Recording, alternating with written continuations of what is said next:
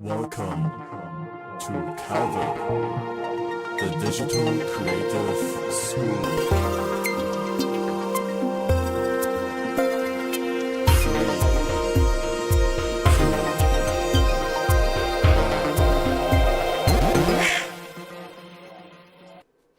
Yo guys, yo welcome. I'm already like Zach, Audrin, and Wrench discussing who came first. Very important discussions happening in the chat already. Very happy to see that. Was geht up? Kilo Eric is also on the start here. Very nice, very nice. Today's the first day that we're actually streaming on TikTok too. So I'm very excited to see how that goes. Yeah.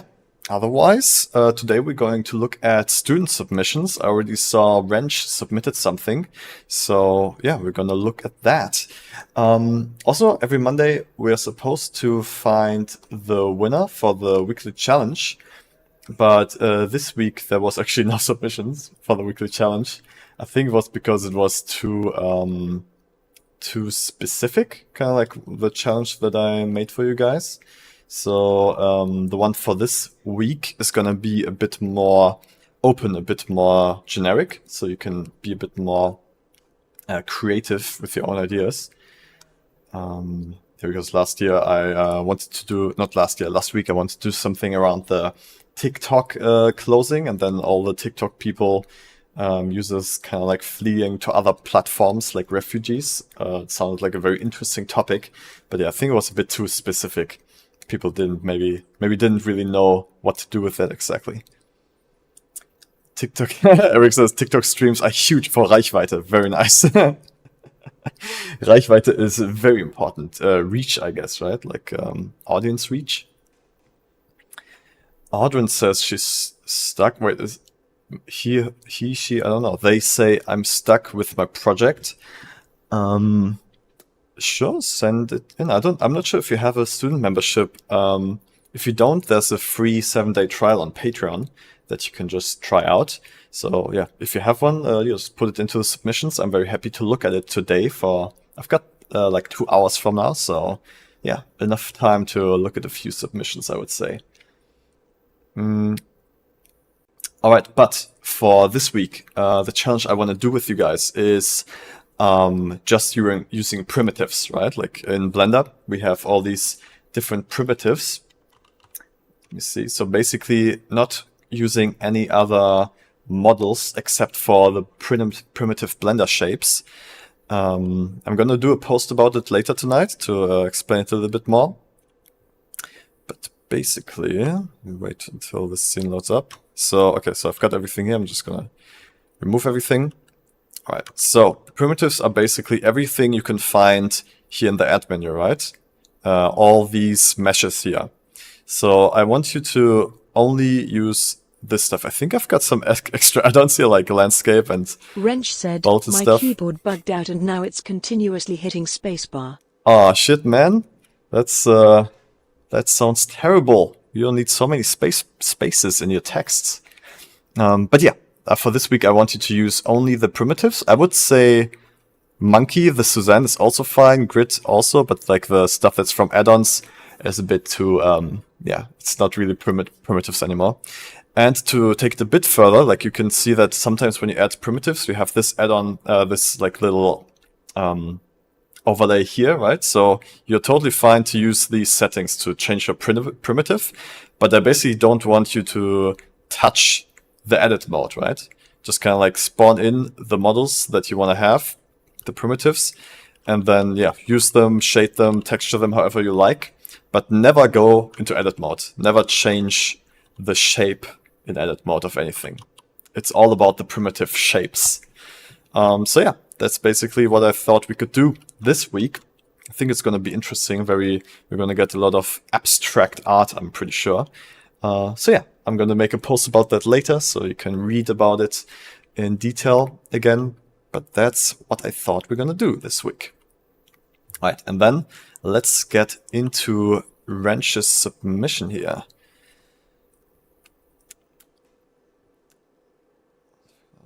Pick a person.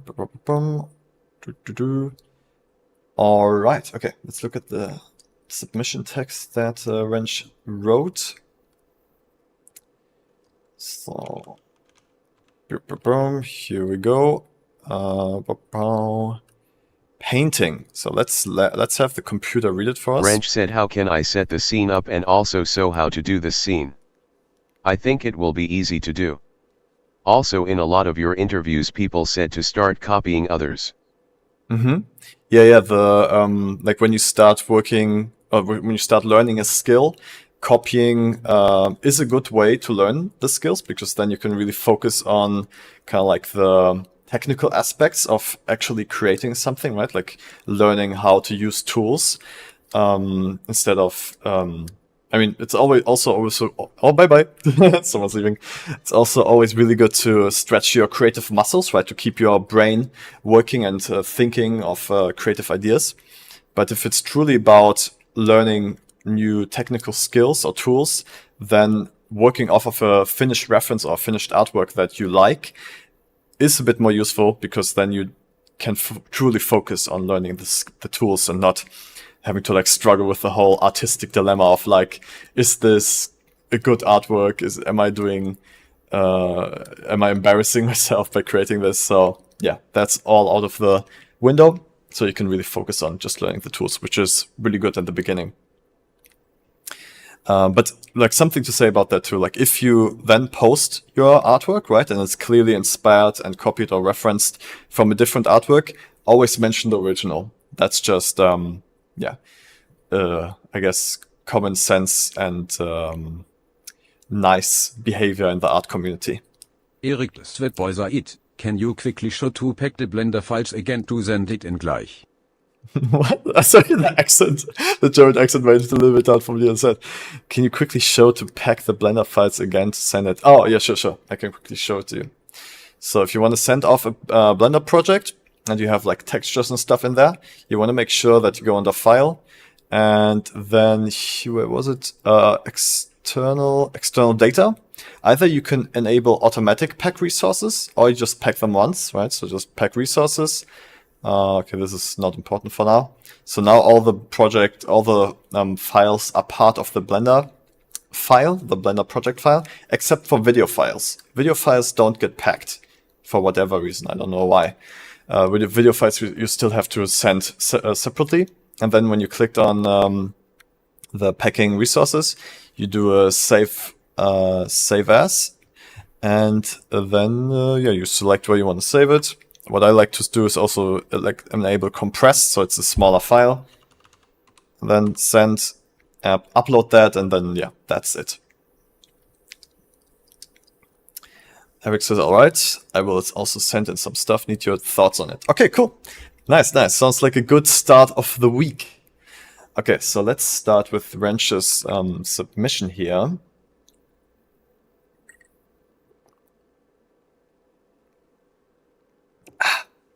So, okay, when it comes to art styles, Wrench, like in general, I'm gonna use my cool program called Quick Look to just have this reference on my screen the whole time. Right, so we can pin this and have it on the screen wherever we want. It's a very cool tool. I would really suggest everyone to install Quick Look if they have Windows. Right, so now we have this reference here. Okay, so when it comes to art styles, it's very Wrench specific, said, right? I used the camera background images to do this. Oh, camera background. Oh, I see. That's what it said. It didn't find. Okay, wait. Here it is. Let me find that file then.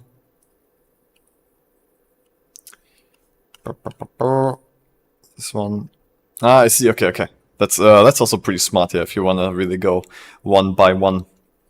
But when it comes to art style, like this image, like it seems like you wanna. I'm not sure if you wanna copy the art style or. Well, let me look at your submission again here.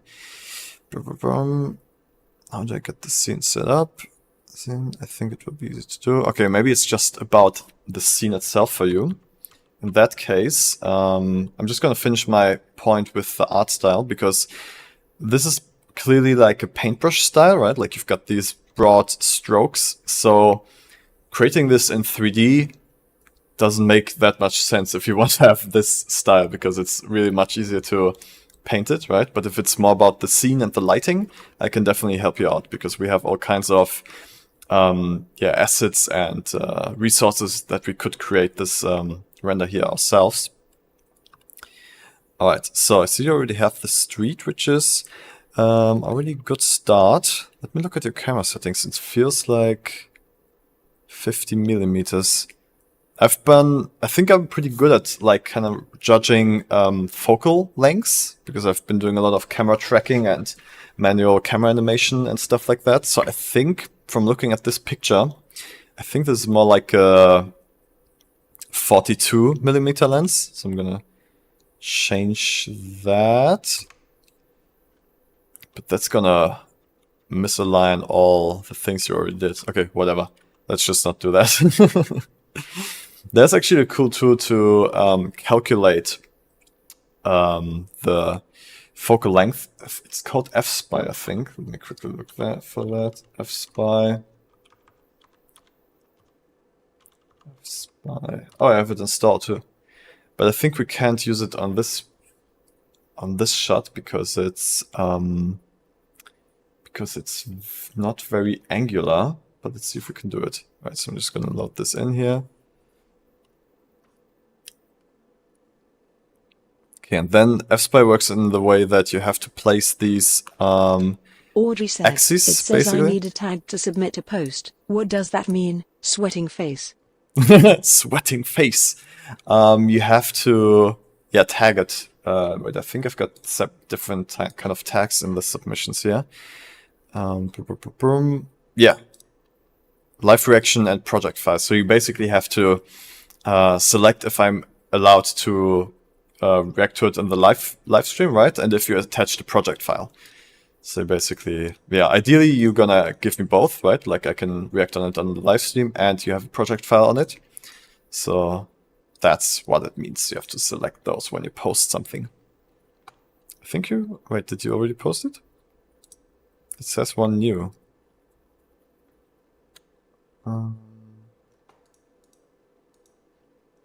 Oh, here we go. Cool. All right, I'm gonna focus on Wrencher's submission for now, and then I'll get to yours.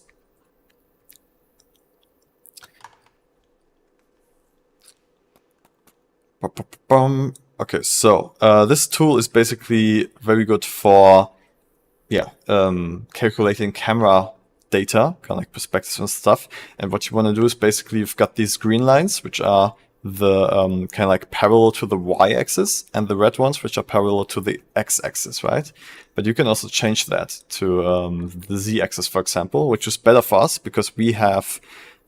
Oh wait, oh no, that's right. Yeah, the z-axis is the one that goes up, right? And since we have these light poles, we can use those to calculate that direction. So basically, I'm gonna put these Z lines on the light poles here, and then the x-axis should be a different kind of like object that can be aligned towards the x-axis, but I don't really have much to go off of here. By the way, can we make this less transparent? Because it's very transparent right now. Rectangle mode, no. Dim image, let's not have that. Alright, so usually if we, for example, like we could use this bridge here, but we need two lines that we can work with. So we have this one, and we basically want to find a x-axis line that's parallel to this bridge.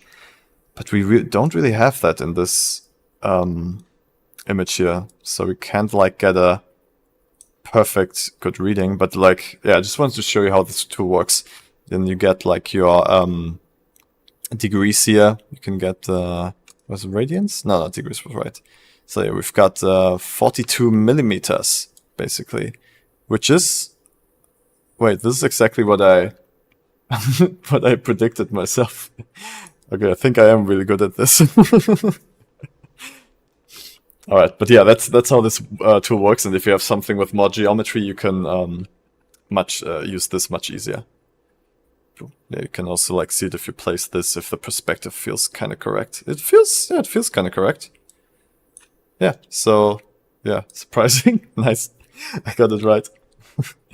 Okay, so let's just, I mean, how I would do it, I would go into BlenderKit for the sky first, right? So just like see if we can find a similar looking sky like this. Let's look for dawn. Okay, I'm gonna enable free first. Okay. This one is very dark. The reference had like really nice clouds, so I want to see if we can find anything like that. And here we go into the pay territory. Okay, I think there was one in the beginning that was kind of nice.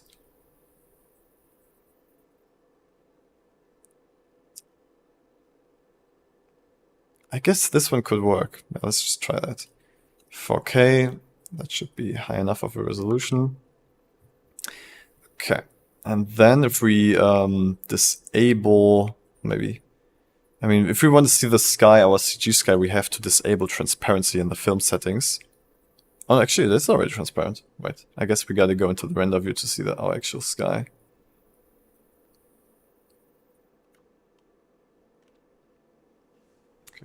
Eevee shaders compiling. Okay, here we go. Alright, we got our sky, but the background image is overlapping it. I think we can just disable overlays. Yeah, we can disable overlays here. I think I also have a cool add-on that we can rotate the sky with. Yeah, I've got found this super cool add-on that basically lets you rotate your HDRI by holding down Alt and then left mouse button. You can rotate your HDRI in the viewport, which is very cool, very useful. And I found it in extensions here. Let me see. It's called... where is it? Sky? HDR... Oh yeah, HDR rotation. Yeah, you can get it just through the extensions options in Blender. It's yeah, very, very useful.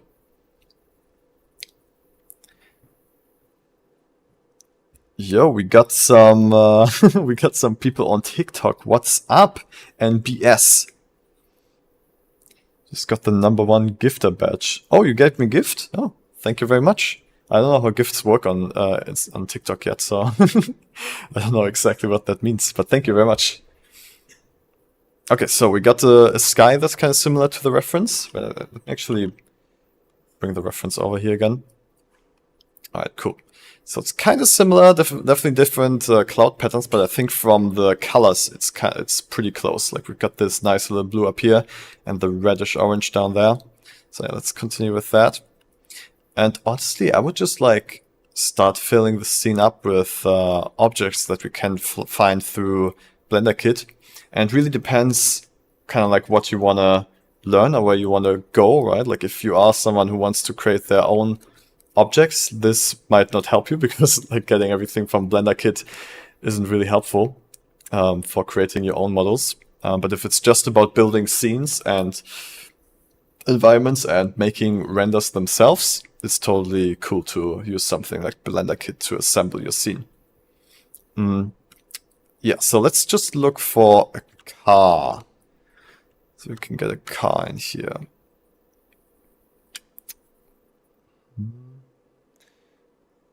Okay, we don't have any supercars. We need something more like a family car. Let me actually put that in a family car.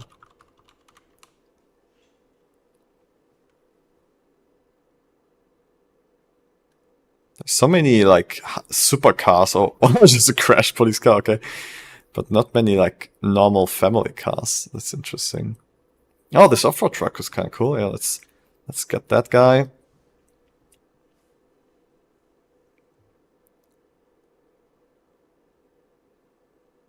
This one's also could also kind of work. Oh, this one looks actually pretty similar to what we have on the reference, but it looks stylized, and I'm not sure if you want to go in the stylized direction. I think if we have one more, we should be fine, because then the rest in the background that are more, dark, we can just duplicate the ones we already have. But the ones in the foreground should look like they are individual cars. Oh, this is a good... Oh shit, it's gone again. Yeah, this is a good family car too.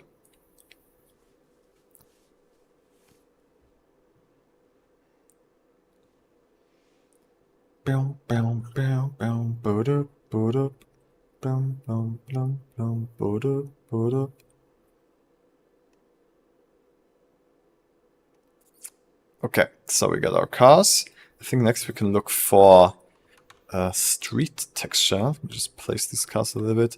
Oh, I see, but yeah, the perspective is not at all how the reference image is. I'm thinking of, adjusting the camera to like have it more close to how the reference is, because right now it would be very hard to work with the reference because it's very different. Oh shit, my blender. But I think it's fine. I think it's just loading the shaders for the cars. Yeah, should just be loading the shaders. Ugh. I've started wearing this hat because my my hair is getting too long. It starts to annoy me. It's always like in front of my eyes. So yeah, this is helping to hold it all in place. Is the library something we have to add on? Oh yeah. Audrin. If you don't have BlenderKit yet, I would definitely recommend you going to the Discord server under resources, and then here BlenderKit, because I have actually how's it called, affiliated link that gives you 10% off of the full plan. You can still get Blender for free, BlenderKit I mean. There's a lot of free models on there, but if you want to get the full plan with like, I think it's like twice as many models, then yeah, make sure to get my discount. Here it says 10% off for Calvus School. So yeah, definitely do that. I would definitely appreciate it, and you will also save some money. Okay, is Blender back now? Yeah, I think we're back. Cool. Okay, there's some fuckery happening here. Why is there... I think it's called Z fighting. Why is this happening? Why does it have two of the same meshes? Panels. That's strange.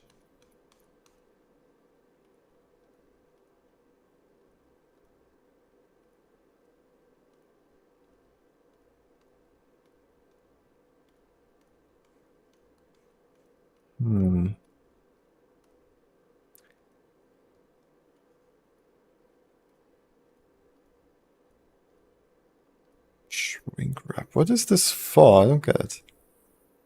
Car paint, okay.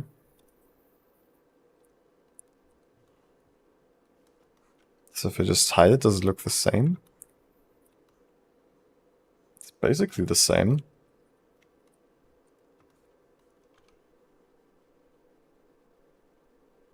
That? Okay, I don't know what's happening with this model. That's very strange. I think I'm just gonna delete these double meshes here.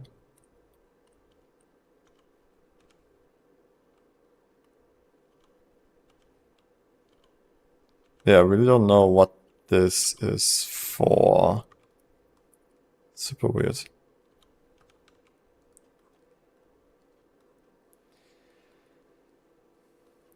A dirt map, interesting, okay. Because I didn't see a difference in material, it's the same material.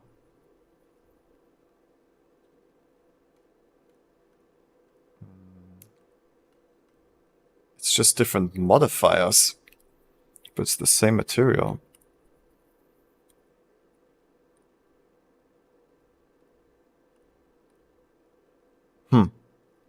Okay, but let's check out the rendered view.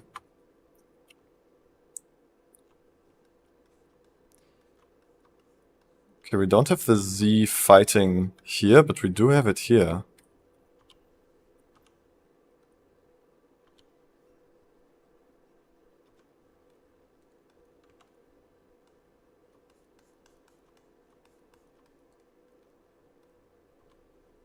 Oh no, but this is actual glass and this is...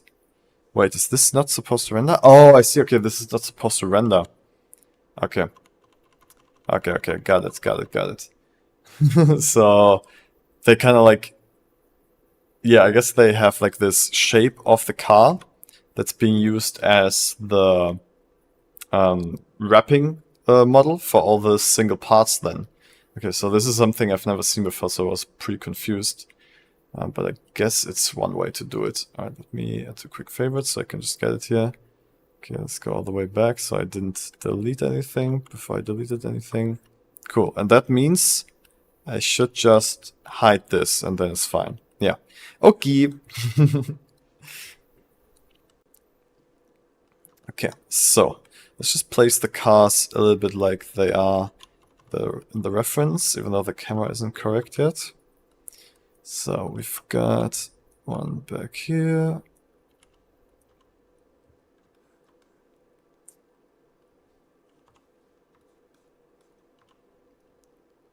Back here. And yeah, the cars, yeah, the camera's definitely very different. So let's try to adjust the camera first and then we can work better with the reference. Oh my god, this car model is so laggy. Let us actually inverse that. Yeah, because all these modifiers basically take up so much resources. It's a very strange way. I mean, I guess it's a fine way to model it, but like not to send it off and have people use it. Okay, so where do I need to disable all this? I guess all the panels. Yeah, I guess I need to disable all the panel stuff here. Disable in viewport. Oh no, this is render. Disable in viewport. I need to enable that here. Okay, disable in viewport. But then I want to keep this one. Yeah.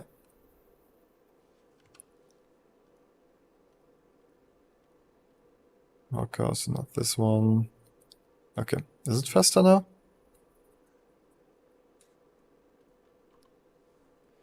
No.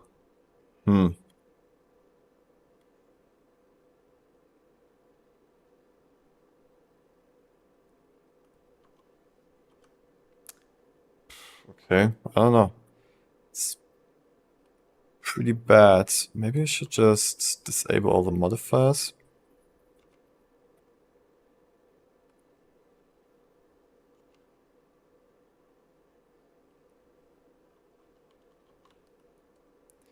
Let me try that.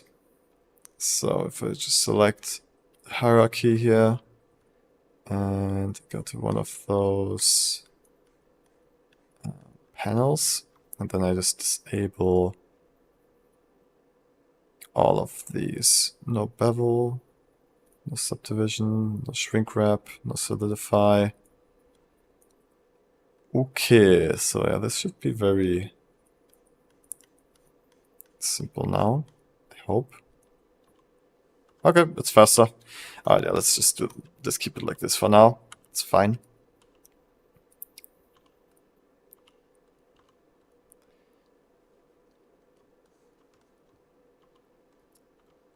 Okay. So, Wrench, I'm kind of like thinking, because like my goal with these is not to like do your work, right? Like I don't want to build the whole scene for you. So I'm kind of like thinking to figure out, or like trying to figure out what tips I can give you to build this environment. I mean, I can show you some, I guess I'll just like build parts of it so you can see what kind of ideas, what kind of things I would use to make it. Alright, so. Also... Wrench said, yeah, that's alright.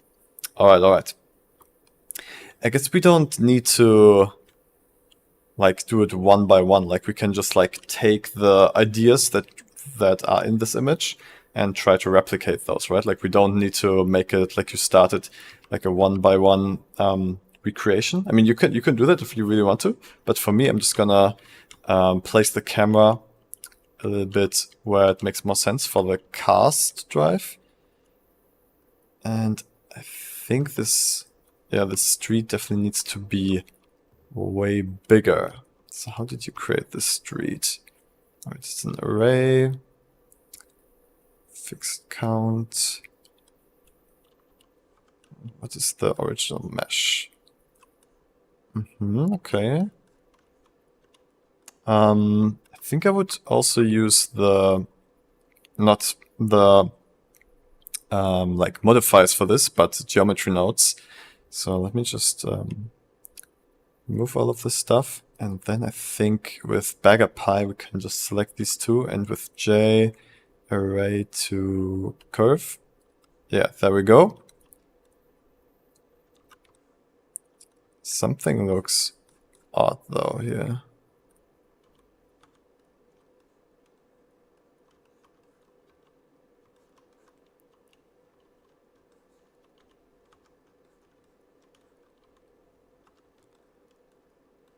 It's overlapping like this.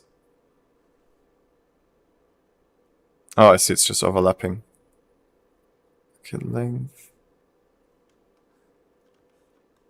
So I guess we need to use the correct length, if is that the case?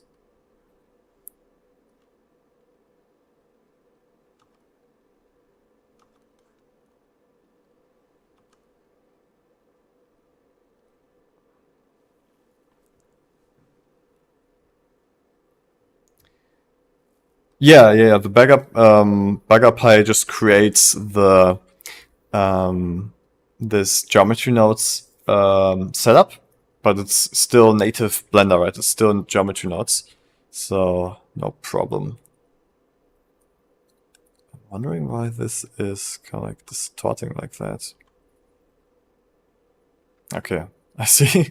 Okay, maybe geometry nodes is not the best solution for this because it doesn't do exactly what you did, where it's like connecting with each other. Maybe this is more for like individual meshes and not like creating a street. So yeah, I'm gonna go back to what you did. It was actually better. Okay, Okay, here we go. Something that I like to create is this array to fit the curve. And then yeah, select the curve, and then however long your curve is, it will be duplicated as many times to cover it. But we gotta make sure the scale is applied though, yeah. The scale of this and the scale of the curve. Here we go. Oh, that's also why it was slanted, because you like scaled in different directions. Okay, so let's do the same here. Fit curve. Okay, apply scale, and then apply scale of the curve itself. Okay. Then we can, in edit mode, create our street. Yeah, and you see like however when I extend it, it will fit the length of the curve, which is really useful. Can we actually go into edit mode of both? Oh, nice, yeah, we can edit both at the same time. Okay, I'm just gonna have them like go off into the distance like this. Maybe like do a little curve like that. Completely away from civilization.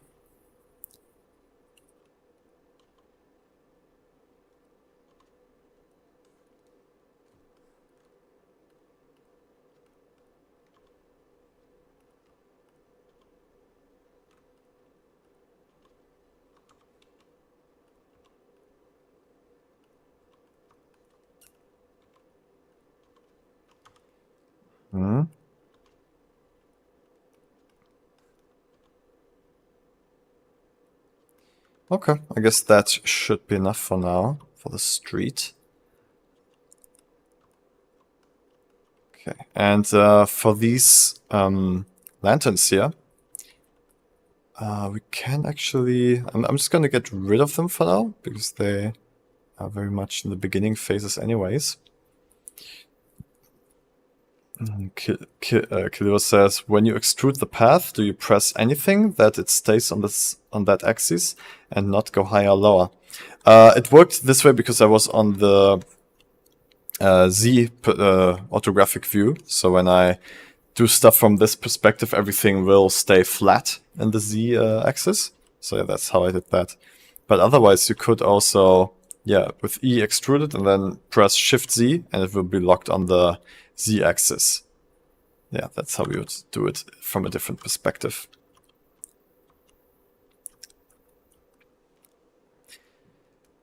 Bowers, what's up? What's up, Damien? How are you doing? How you doing, man? Okay, so we got that street now. I'm thinking of the street lights. Let me just look for a street light here. If we have something. Hello. Okay, yeah, we got. Oh yeah, we got these. These are pretty good.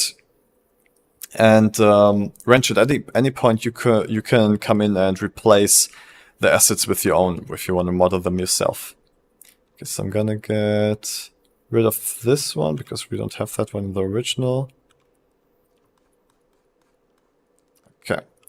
And then something we should be able to do is like use the same curve but just offset the object. So let's select that and then that. And now I'm gonna try to use BaggerPie again using the curve modifier. Alright, and let's see if we have the option here. Position. Okay, that's rotation. Random position, we don't want that. Length. Okay, it doesn't seem to have kind of like setting it off, or can we just do it manually? No. Okay, we can go into geometry nodes and add that feature ourselves, I guess. Let's try that. Because I want to use the same curve and just like offset it to the left, right, to be on the left side of the road. Because we can totally do that with modifiers, but the geometry node setup here doesn't have that yet. So let's just add that feature ourselves. Yeah, I think we can use a version of this here to do that. So, all right. I'm going to open up the geometry nodes editor here. GeoNode editor. Mein Bruder means my brother. Exactly, Zach. That's what it means. Doing great, and you? Oh, that's so nice to hear, Damien.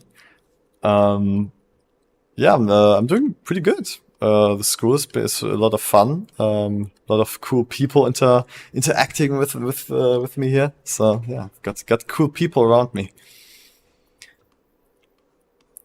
Okay, let's see. Okay, let's see where the random must be fixed. Oh, it's not working yet. Okay, let me actually create a copy of this before I change it. So I'm gonna copy this and then just add with offset right there.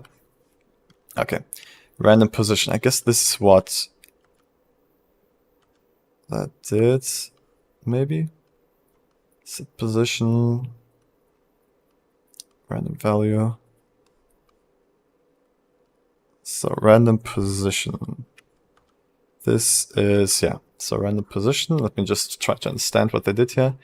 And position goes here, goes in here, multiplies with -1 for some reason.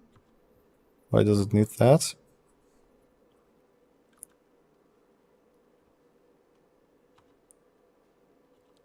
Oh. Okay, so if I just remove that, the random position isn't random anymore. That's kind of exactly what we need. Interesting. Okay, so now it's not random anymore. Now it's like, how's it called? I don't know, but yeah, that's basically what it does. Okay, this is exactly what we need. I don't fully understand why random value, minimum, maximum. Oh, I see. Okay.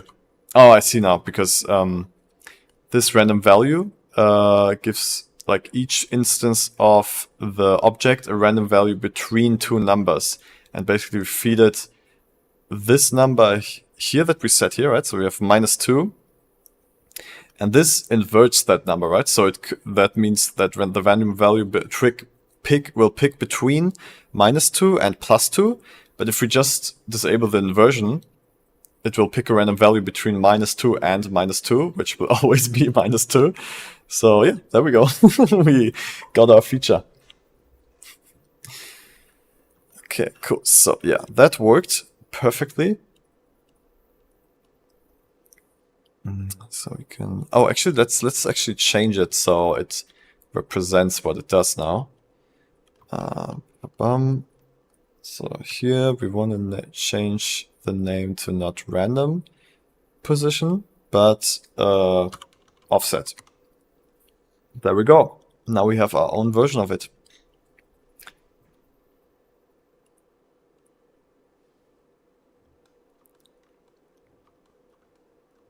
Kian, what's up? I'm working on Wrench's submission from today. He submitted this Blender file he started because he wants to recreate artwork that he found. Okay, let's do that. And then the offset. Yeah, because I want to have like one in the foreground, kind of like here, I guess. Okay, Wrench, let me... Okay, what else would you need to kind of like... I'm trying to like... Wait. That didn't fully work. Because it's offsetting it in that direction. So what I then need to do is... I guess I could just change... Right, the count, what does that do? Nothing. Use count. Ah, I see. So, oh, I guess I can just play with this so I get one in the foreground like that. Okay, that's fine. Let me already save this. Wait, this is not the original name. It's called Oil1. Okay, let me call this Oil1 Calvin v1. Okay.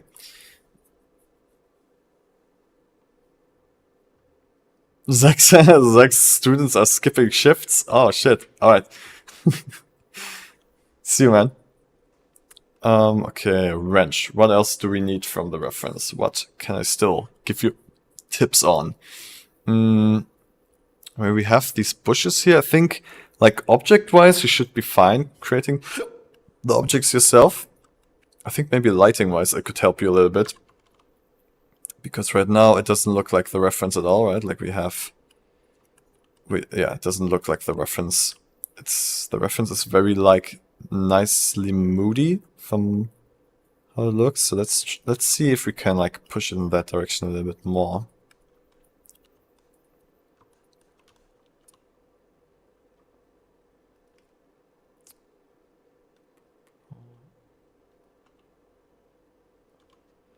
What we definitely want is headlights from the cars, though.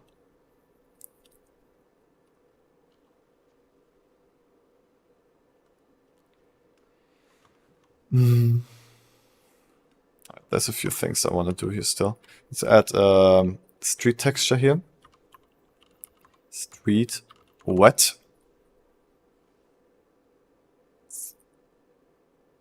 This one looks pretty nice. Let's try that. Oh, what the hell? This looks like an ocean. Oh, I see. UV maps are wrong. Okay, we can easily fix that. All right, so I'm gonna use this here for editing the UV maps. Select all, go there.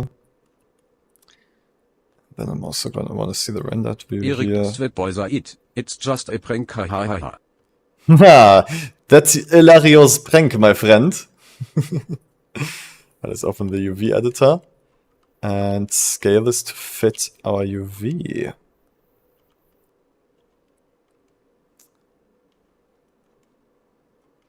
Okay, I think we also need to rotate it around. Yeah, rotate it on the Z-axis. And I guess it should be something... Eric Svetboy, all my ducklings swim on the lake, heads in the water, tails up in the air. Very nice, Eric. I want to scale this to fit. Why is it so strange right now?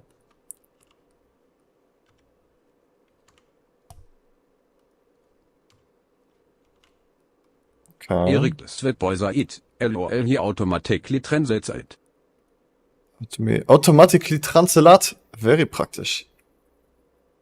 Ah, alle meine Entchen. Yeah, that's right. I added automatic translator. That's interesting that it actually works. Okay, wait, I'm just gonna disable all this. And I want to reset rotation. And then I want to unwrap it from view. Oh wait, with bounce. Yeah, now it Erik should Svetboiser fit it. it I really perfectly. need to change my name and voice. It's super weird, haha. Super weird, haha. Oh no, why is it all offset now? Oh my god.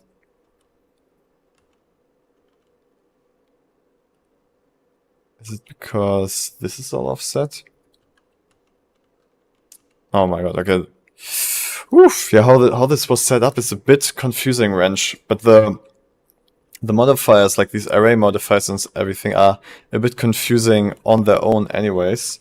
So, yeah, I'm just gonna leave it how you had it so we don't have to mess with that too much. So basically I need to just align this as well as I can. Array. Let's have that available in the viewport too. Okay. So what do we need? I guess we need something like this, right?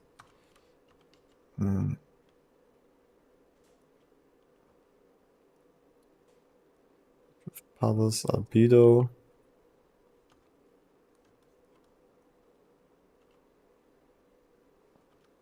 I don't fully understand what is happening with this mesh. What is happening with this mesh? Let me disable it again.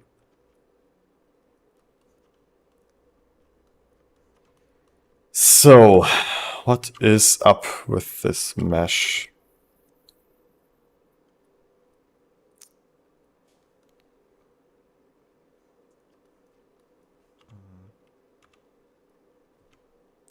If I project like this, it will work a bit better.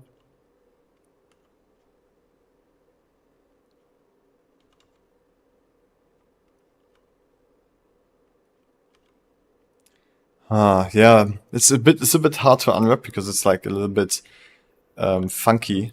It's like not straight and stuff. But maybe it's good enough. Let's rotate it. There's also some weird stretching happening. Oof, I'm not sure, man. Maybe we should just use a generated texture instead of a UV map texture. Let's see if we can find that. So let's just look for asphalt.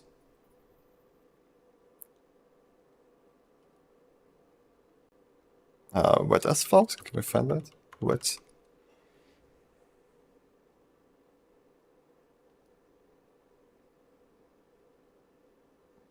So basically I want asphalt without those lines on it. Because only then we can truly just generate instead of UV map.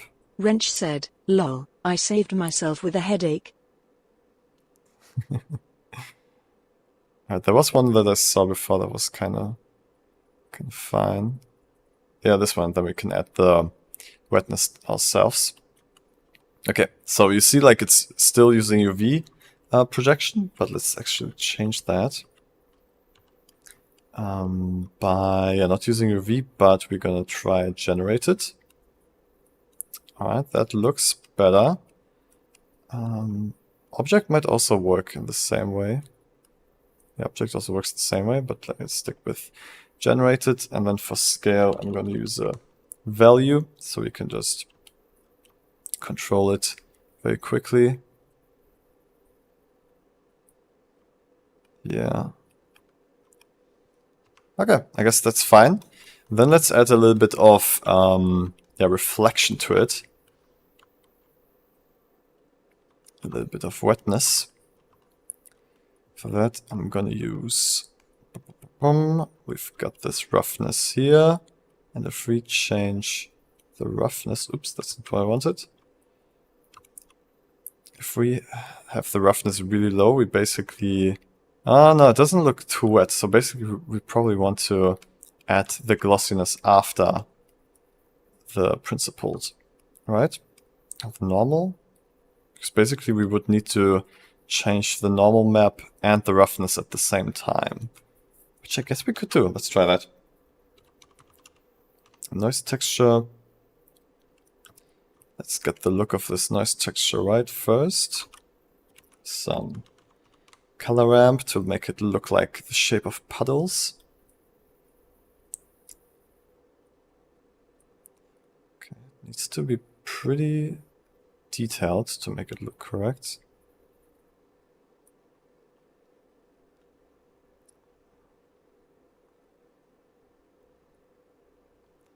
So basically the black spots would be the puddles, and the white spots would be dry. Let's maybe do something like this. Okay, so yeah, this is our puddle map basically, and we are going to mix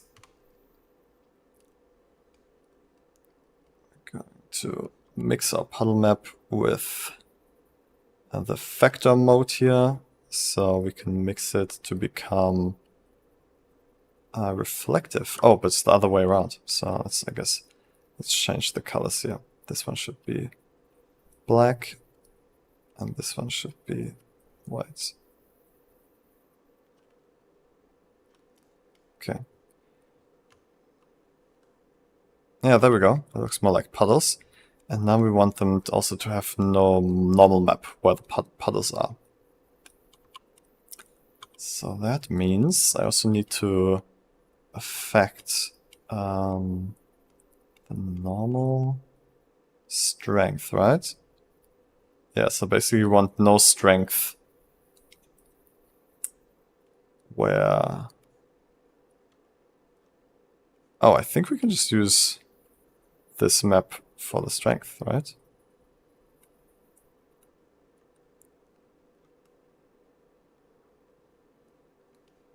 Did that do it? I'm not so sure.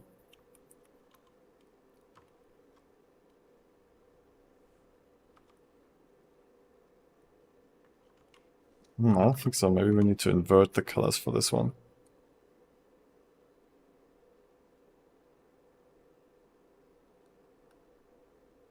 Yeah, now it did it. Okay.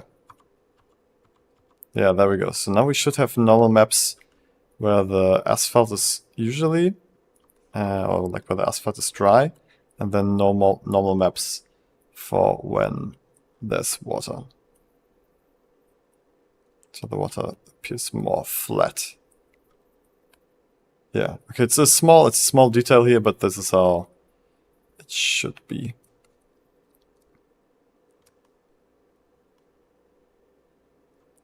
We can actually still like change this a little bit. Yeah, I think this would actually look more realistic. Yeah, everything, because everything should be a little bit wet. Like there should be like real puddles, but everything should still feel a little bit wet. So I think I'm gonna actually add a new one. Actually, we don't need a new one, we just like have to make this one a little bit grayer.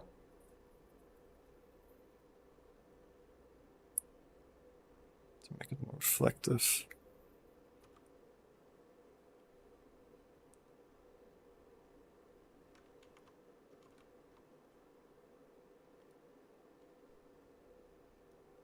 But we can give it a bit more detail if we like.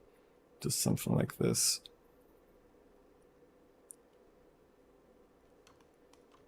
Yeah, I guess that's kind of the direction it could work.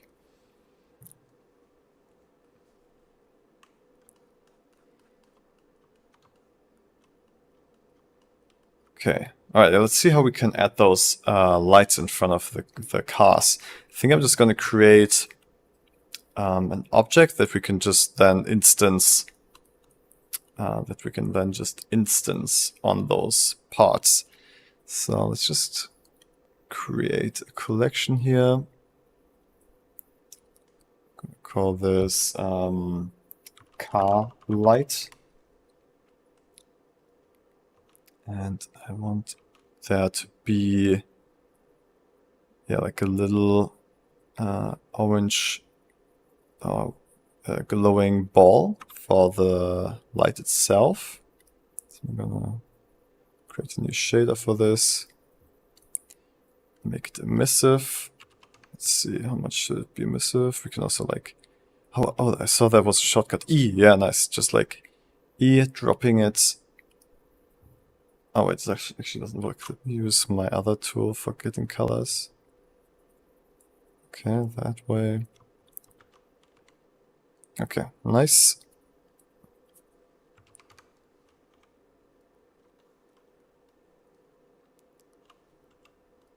And then we also want, let me actually put it directly at one of those cars so we can see how it looks, if it works.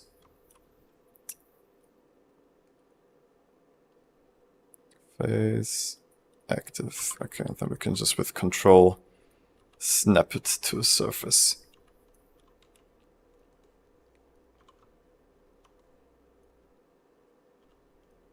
Okay, let me add spotlight. Spot. And this object here is very, oh wait, let me do the spotlight first. I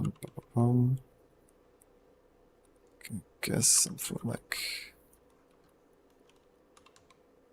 this. Okay, you might notice that it's not shining through this sphere, right? But we can easily fix that in the object settings here. With shading, I think, or was it visibility? And rate visibility shadows, yeah. So we disable the shadows, so this object doesn't cast any shadows. So now this spotlight can shine right through it, even though it's inside of it.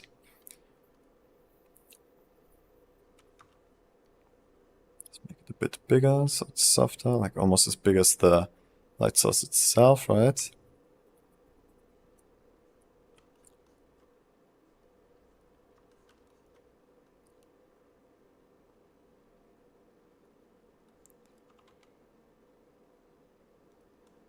And then we also want to rotate it to look forward where the car's going. Something like that.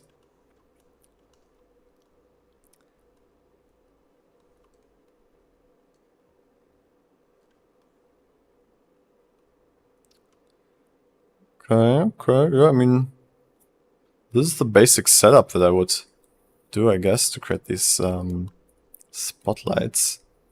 An idea that I had is to duplicate them easily, was to create, since they're in the collection, we can just spawn that collection in with like Shift A and then here collection instance, car light.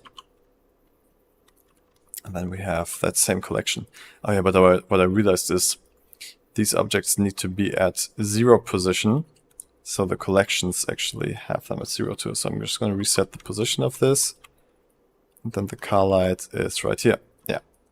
Oh, and also I should reset the rotation. So yeah. Now they're all instanced. So every time I spawn one of these, they're going to be the same as the settings we have in here. So if we want to change how the headlights look, we can just do it in here. And it will all copy over. So I guess I'm gonna do it like this.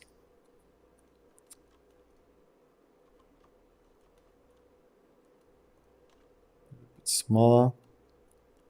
Yeah. Then I would parent it to the chassis here, keep offset, keep transform, and then duplicate that. Do it on the other side.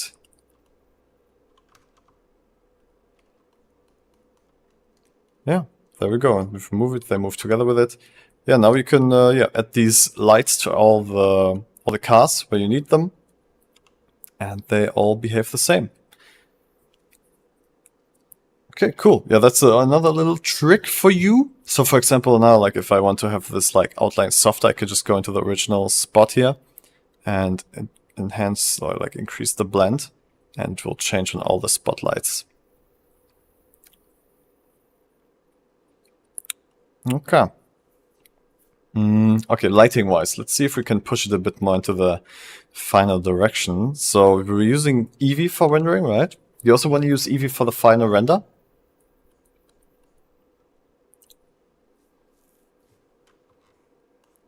Okay. Alright, basically looks like our viewport, so I'm comfortable with us just working the viewport and getting the light how we need it. Okay, I think I'm gonna try to... Yeah, we basically want there to be less light from the left, right? A little bit more moody. So let's see if we can actually do that. I'm gonna create a light collection here.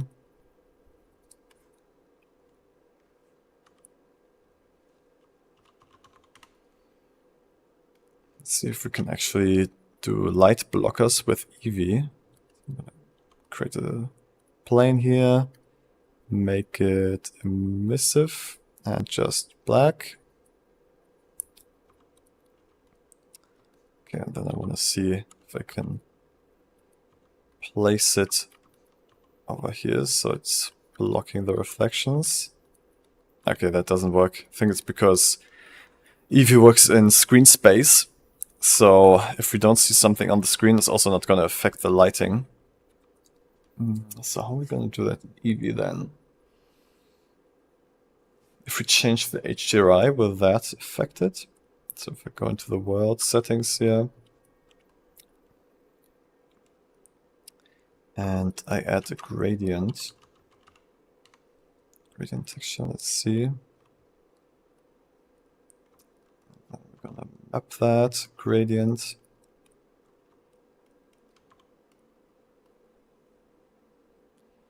So we can fully rotate it, right? Yeah, there we go. Okay, actually I'm gonna use the empty for that, so it's easier to control. Object, light, empty, oops, I can't see that. Empty plane.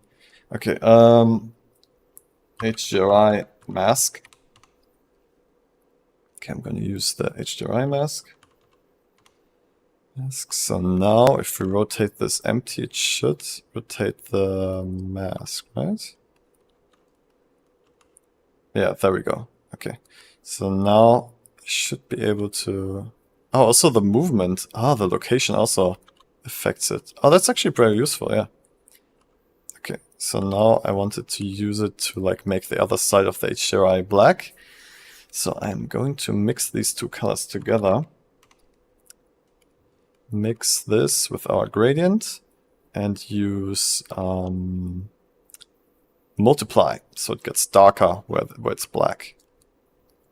Okay, let's see if that actually worked. Oh, we need a factor of 1. Yeah, that actually works. Okay, cool. So yeah, now we can have it basically have no light on the cars from the left side with this little empty here. Yeah, we can make the cars much darker that way. Very nice. Much more moody like in the reference.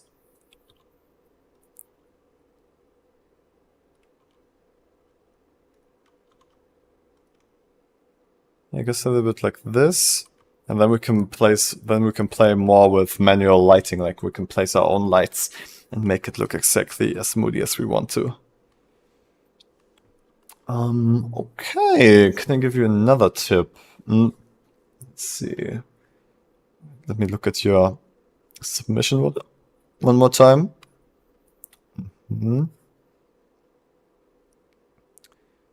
Set up the scene. Oh, it's just about setting up the scene, I see. Okay, what else tips can I give you?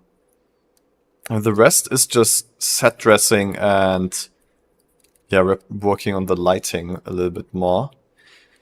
Let's see if we can like give it a little bit of soft light from above, like here, because right now it's like feels very contrasty, very dark. So let's see if we add a big area light on top, if that kind of like brings it more into the direction of the reference.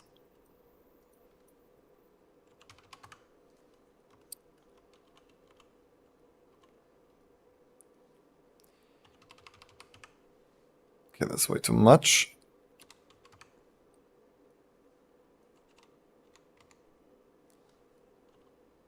Yeah, maybe like this.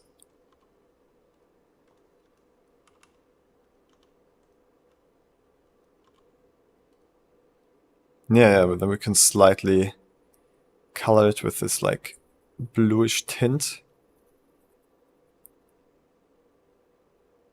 Green bluish tint here.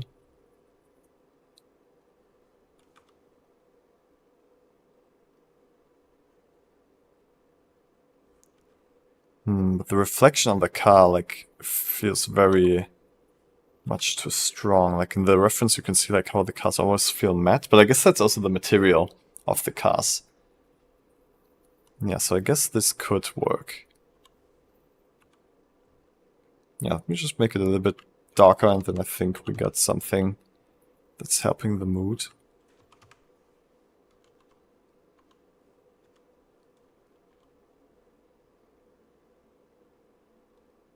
Yeah, like that. Okay, man, I think you can take it from here. If you have any like other specific questions, just yeah, reach out with like anything. I guess technically, like if there's more like technical questions you have, how to actually create something or solve a problem, then I can help you more around that. Yeah, let's copy over the asphalt to this street here too. Yeah, okay. Yeah, I'll send you back the project file and then you can continue working on that. External data, pack resources, and yeah, again, save compressed, perfect. Okay, let me send it back to you right now.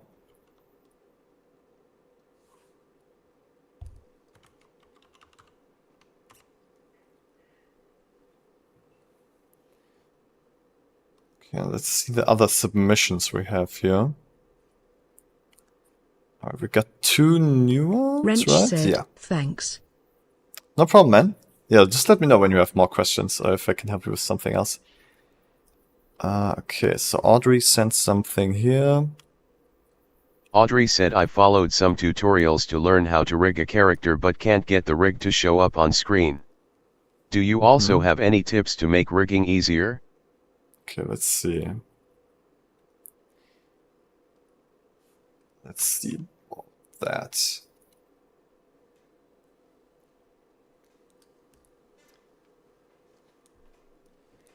Glitter. Illusi Safari made some glitter happen. Thank you very much.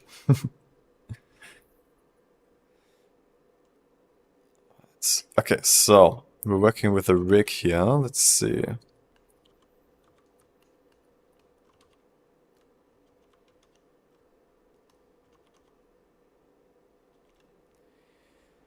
Audrey. For some tutorials to learn how to rig a character, but I can't get the rig to show up on screen. Oh yeah, I don't see it either. So wait, let's see. Rest pose. Edit pose. So where is your rig? Like, did you already create a rig, or like I feel like I'm. Yeah, I don't see Audrey a said, rig. yeah.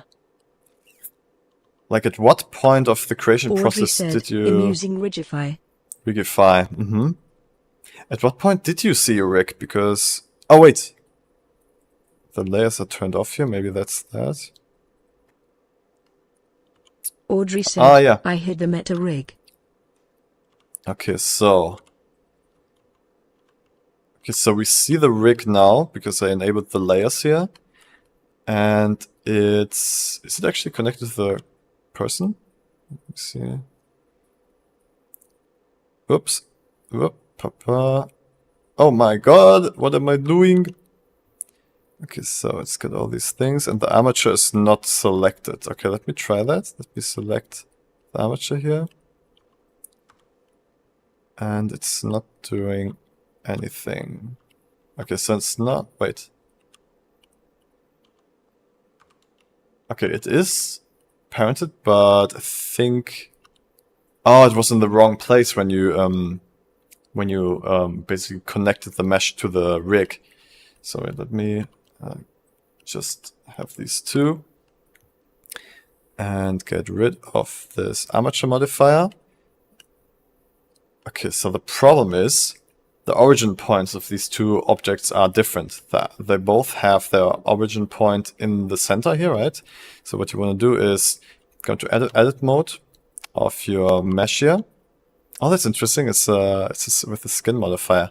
Okay, so you want to select everything and then move it also to like have its origin point and its feet.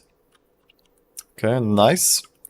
And then I see the rig doesn't fully fit the mesh, so I'm gonna go into edit mode and move it to fit it. We can mirror, right? Yeah, there we go. I'm gonna use quad view, Control Alt Q, and also enable in the quad view sync. Okay. So move this to all fit perfectly.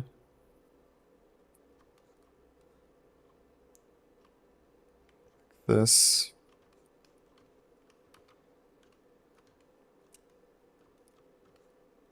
Okay, now these hands here.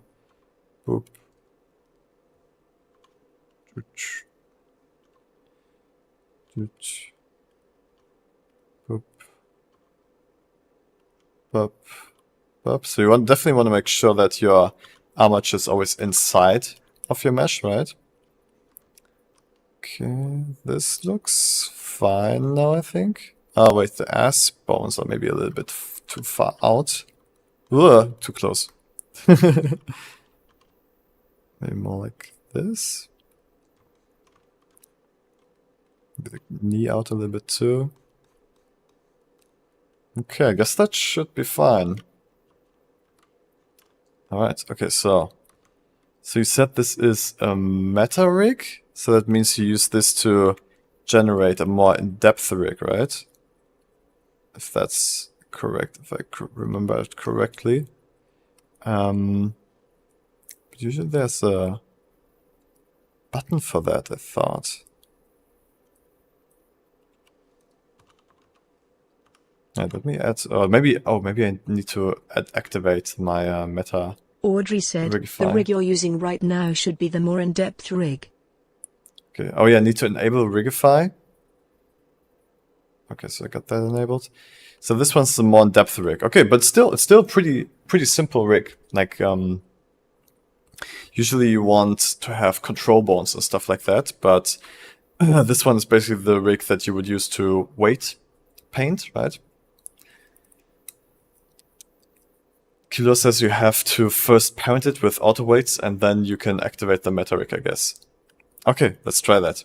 So yeah, we got our bones adjusted now. And what you want to do then is select the mesh first and then shift select the armature. Then with Control P, you can select with automatic weights here, armature deform with automatic weights. And then it should work. Okay, it didn't fully work. I'm guessing because of the modifiers that you used. Okay, so let's put this in front of the skin then actually. Let's see if that works. Okay, that works. So we're basically deforming before the skinning happens, right? So we're deforming these lines, which is cool, which is like very procedural, but we're getting this flickering because the skin modifier changes how it works depending on where the bones are. So if this flickering is fine for you, then it's all good. You can go like continue like this, but usually you don't really want this. At least like jumping around of the geometry.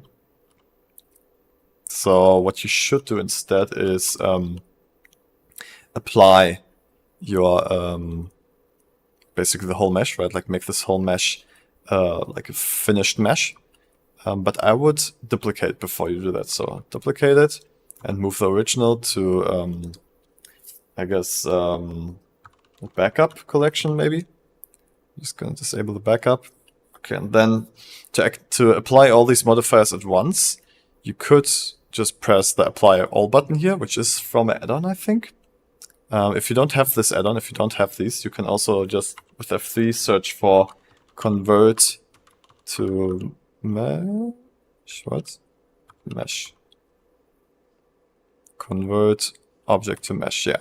And this way also all your modifiers get applied. Okay.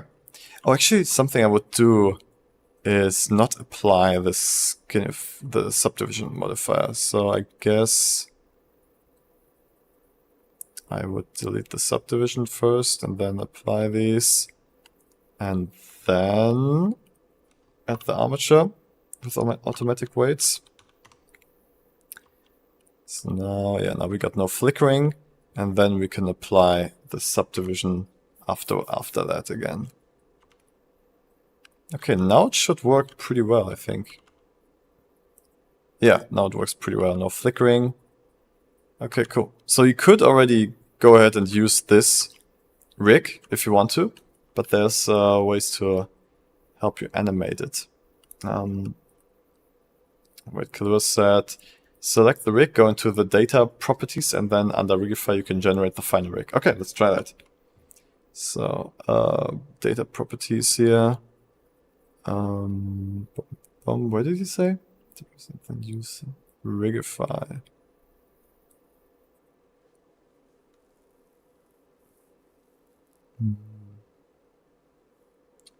That's weird. I feel like this is not the Rigify armature. Like usually, Rigify meta rig, you would use this human thing here. And then you have the Rigify mesh, yeah.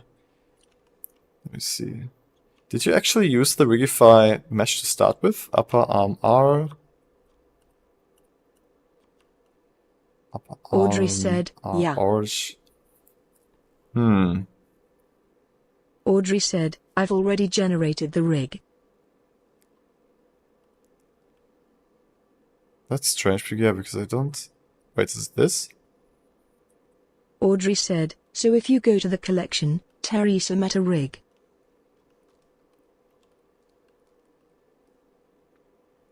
The rig, this one.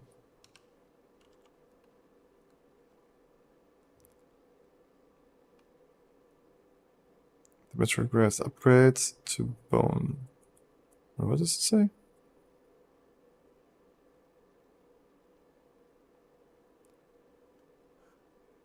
To bone collections. Okay, I guess I'm just gonna upgrade it. Oh, so did I work with the wrong rig the whole time? Oh, I also see the scaling is off. You don't want to change the scaling of the rig object.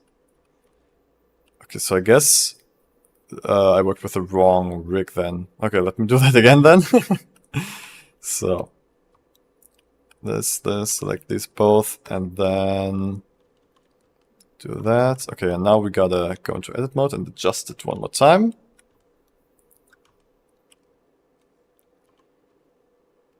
Oh.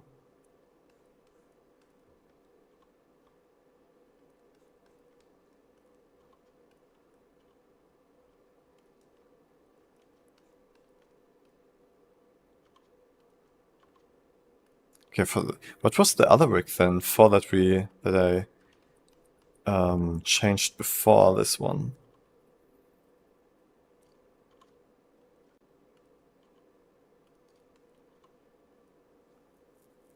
Standard Blender one. Okay, so it should work this time then. Let's see.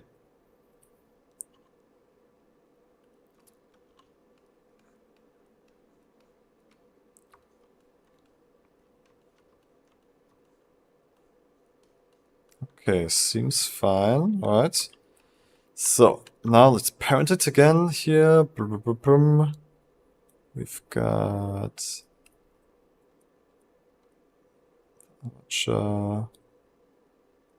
Can we just select the other one now? Does that work? No, that doesn't work. Okay, let's do the same here. Disable this and use with automatic array weights. Okay, nice. It's weighted.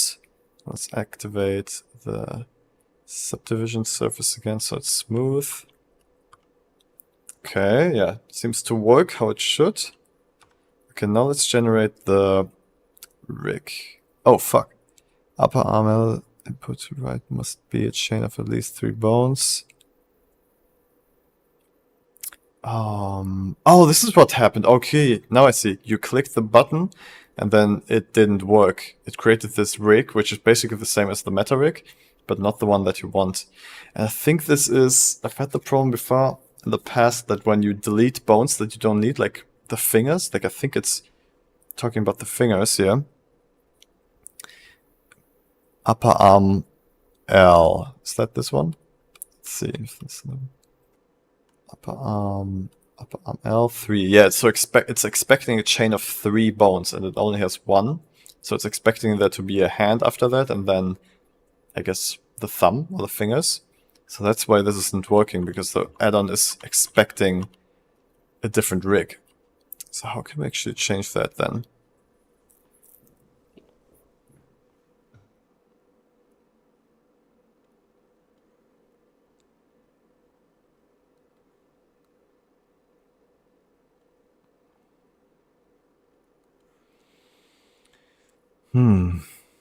Yeah, because basically always when it came to using a different character than just a normal human with like fingers and stuff, I was building that rig from scratch myself. So I didn't have to solve this problem before. I guess let's Google that. Yeah, okay. Let's look for that real quick.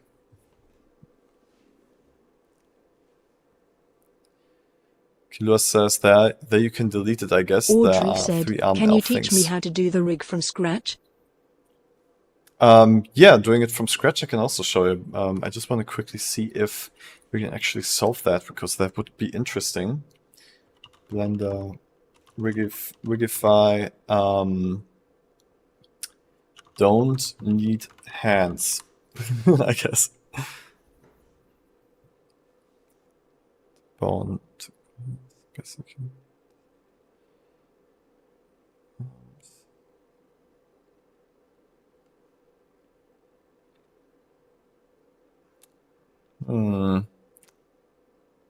Wait, can we use AI chat here?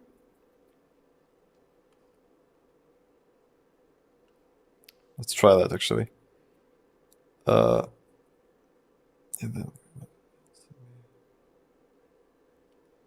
Okay. Blender Rigify.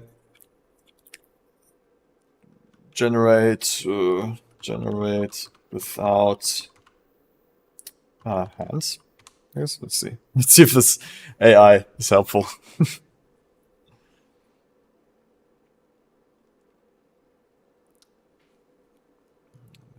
Includes type, ensure you have selected the correct rig type. Includes hands. Changes. Try deleting the existing rig, build it from scratch. Okay, so I guess there's different versions. Wait, where can you choose the version?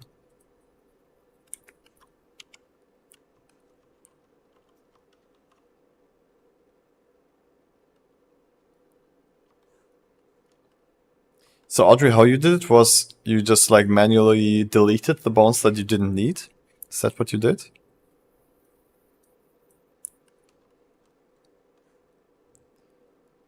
Audrey said, "Yep." Let's see, okay. So if I generate it here, it should just work. Eric found something here. I'm trying to create a skeleton formula with an arm made of 5 bones. Okay. Works using pre-made modules. Yeah, it can recognize segments. Rigify. Oh, there's like settings in the bones. Okay, we got that. Rig, that works obviously. Okay, so that means we have settings in here, Rigify type. Okay, so limb segments. Okay, this seems to be it. Thanks, Eric. So limb segments is just 1. Okay. I think that could be it. Okay, so just 1.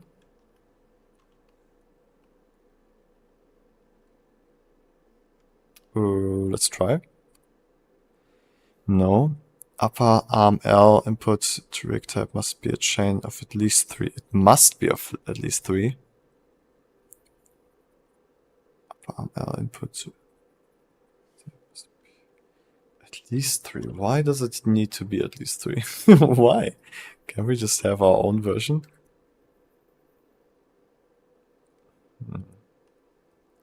Rig type.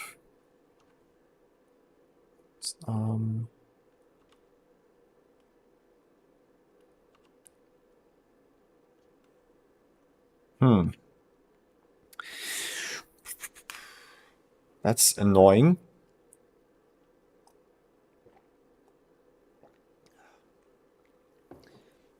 Okay, at this point I'm just thinking of, because this is a pretty simplistic character, I'm just thinking of adding the IK, the control bones ourselves, even though I want this to work, but I don't know how to make it work right now.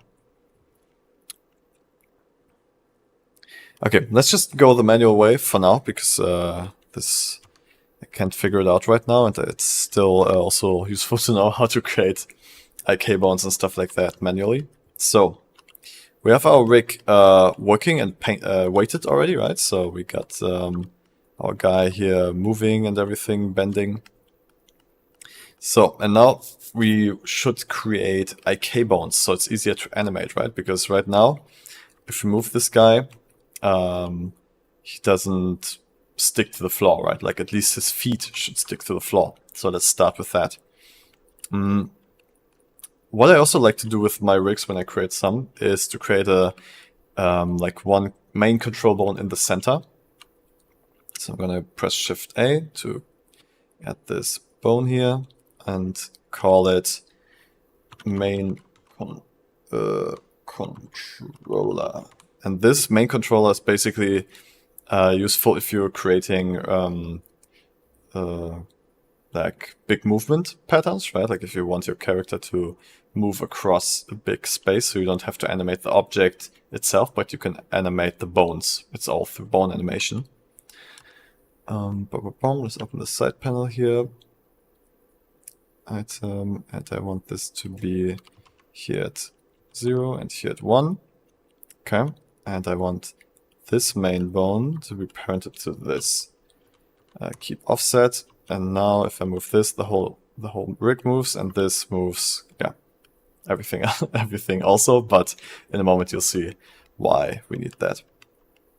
Okay, so I recently learned or saw there was an easier way to create chains, like IK chains, which was by just selecting this one and then this one and press Shift I to active.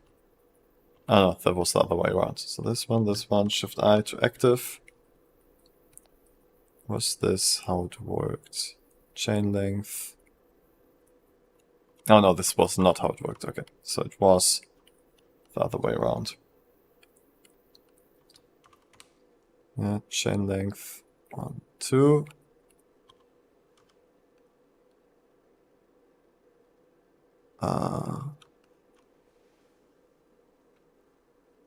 Okay, no, I guess this is not how it works. I thought I learned a new technique, but I guess I still gotta use the old one. So how I create IK chains is I duplicate the bones that are basically the controller bones. So I'm going to select these for the feet, and then for the head I'm going to create new ones. Wait, I guess maybe let's just do it fully. So yeah, I'm gonna select the kind of like the end positions of the limbs, and then with E, extrude those forward a little bit. Let's maybe like just type in 0.5. Oh, let's make it small, 0.2. And then I'm gonna select those with Control plus and Alt P, disconnect bones. And now they should be, I also need to clear parent. Okay, now they should be their own thing. Yep, nice. Okay, and then I'm gonna go back into pose mode. And now select this first, and Shift I, active bone. And now we should be able to control this bone chain with this one. Yeah, there we go. Okay, so now we can control the whole foot with this one bone. And I think we could also use rotation. No, okay, that doesn't work. Okay, so to control the foot rotation, right? Because right now the foot rotation is independent and it's not controlled with this bone. I like to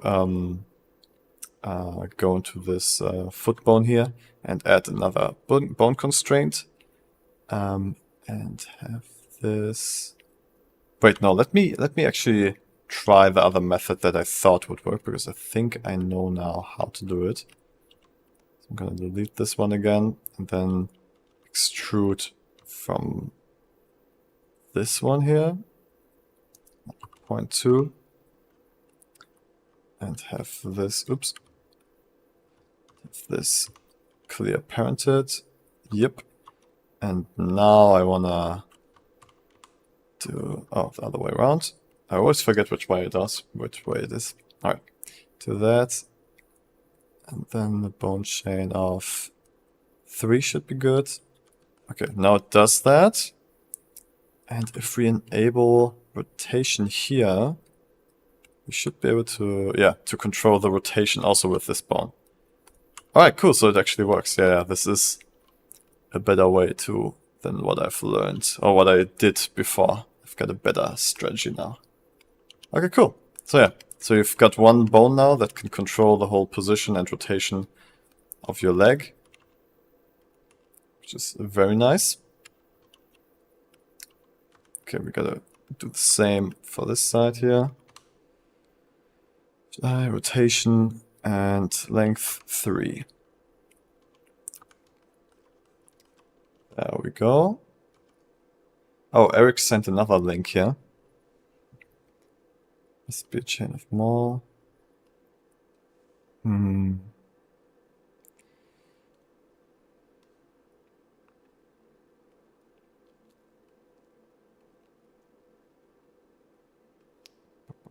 Is there a solution on this?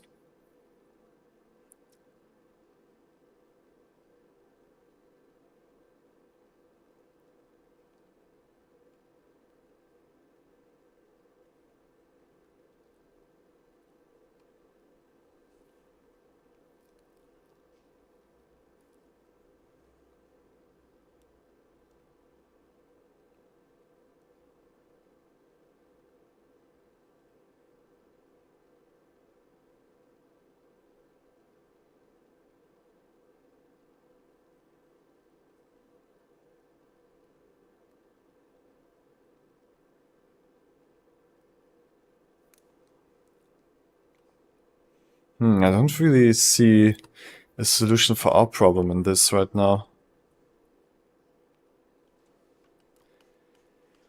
Okay, let's do the same here for this. I think since we don't have like a hand here, I think we don't need the rotation. So I'm just gonna Shift I over here, make it a chain of 2. And then it should work, yeah. Actually, we can also do a chain of 3 here, so it controls the shoulder too, which will make it feel more natural.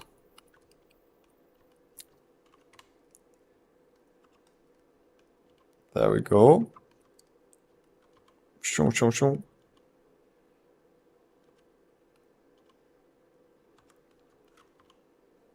Okay, cool. And usually I also want to parent these control bones, these IK bones, to this main one, so they move together with that. But they keep the offset. Yeah, there we go. We can control everything with that, and then we can control the main body with this, and then we can control the arms and legs with these. Something that people usually do to control the elbow, right? Because right now we have no way of controlling the elbow except for like rotating this, but it's also like not super useful, is to add another bone here at the elbow. Let's do that right now. Extrude this one. Again, 0.2, but minus. Then clear the parent and move it a little bit out. And then in pose mode again, have another IK chain to that bone and make this, was it like 1 or 2 chains long? I guess 2, yeah. Okay, now that doesn't fully work yet.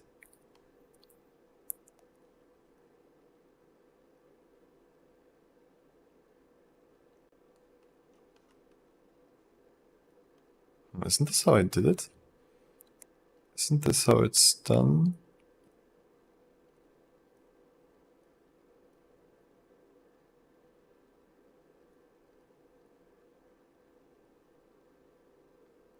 Wait. Was that what this pole thing is for?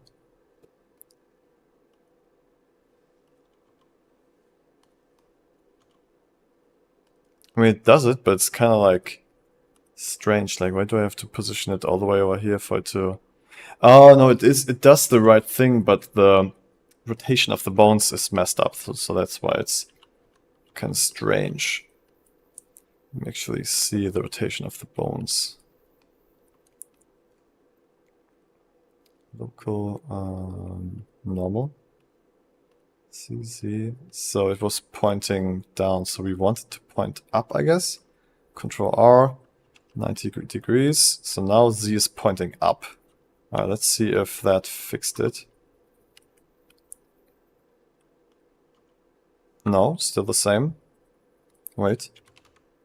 Ah, we can change it here. Okay, okay, now we got it. Alright, guys, I'm also updating my knowledge on this right now. Okay, we don't need to rotate the bone here. We got this, we got that, and then we can select that this is actually minus 90 degrees rotated. Which is not fully correct, but it does look more correct. Yeah, okay. So I guess that works. So now you can control where the elbow is pointed towards with this extra bone here. We can do the same on the other side. Pick that bone. Oh, yeah, and here we have to rotate it again. There we go.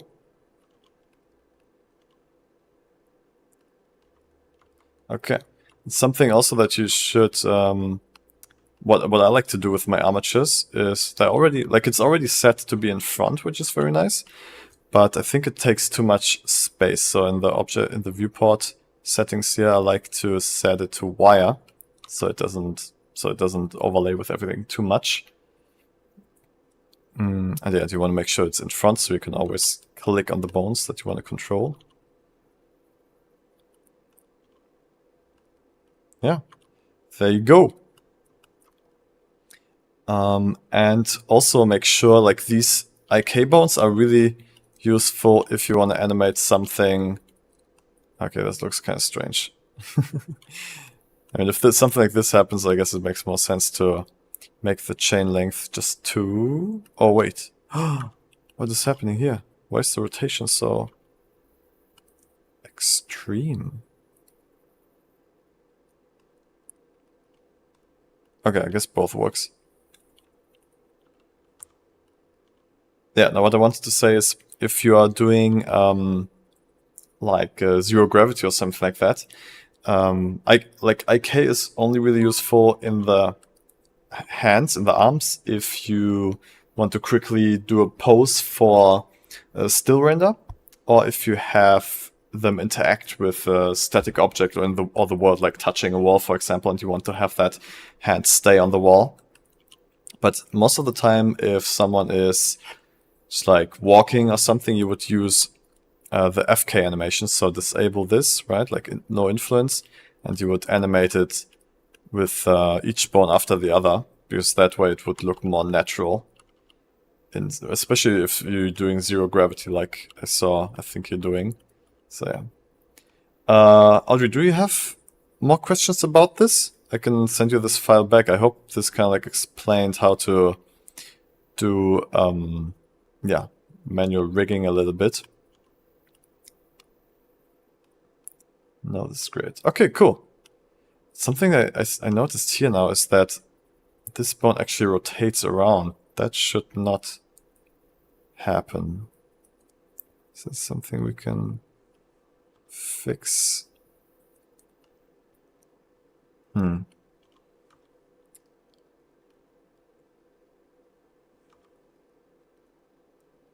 not sure why that bone is rotating.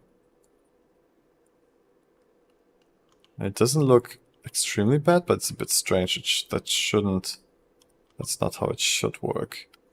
If it's down here, it's fine. Yeah, this is how it should look like. Because of the auto weights. No, I don't think it's because of the weight painting, because like you can see that this constraint rotates the whole arm. I guess it's just how the armature is built. It's just maybe not fully correct.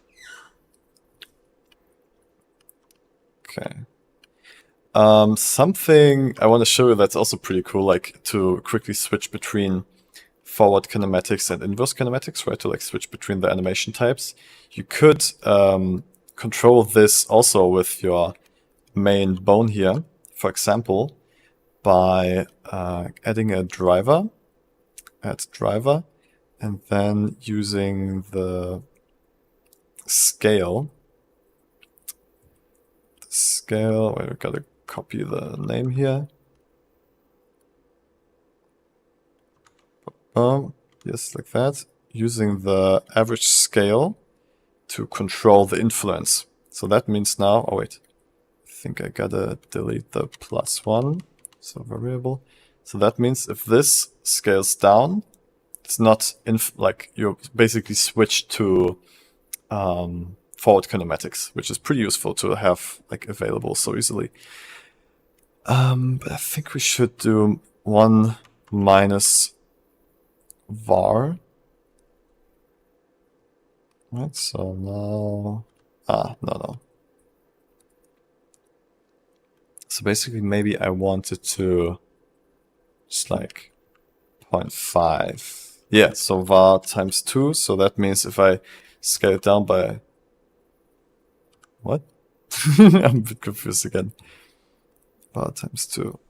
So we've got 1.5 times 1. Maybe divided by 2? No. So I want it to be more sensitive, right? So the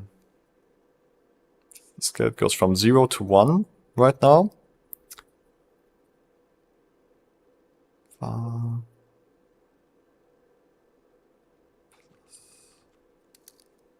1 minus var. So we start at 1 minus 1. Okay, no. That would be 0 if it's full scale, which is not what I want. Damn, why am I so difficult to understanding math right now?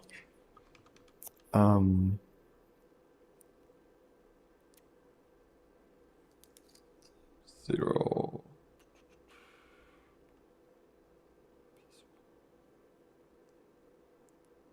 plus 1. That would give me 0 plus 1. Still 1. And 1 plus 1 is 2. But I need to find a range between 0 and 1. That's the scale. Damn, I can't figure it out right now.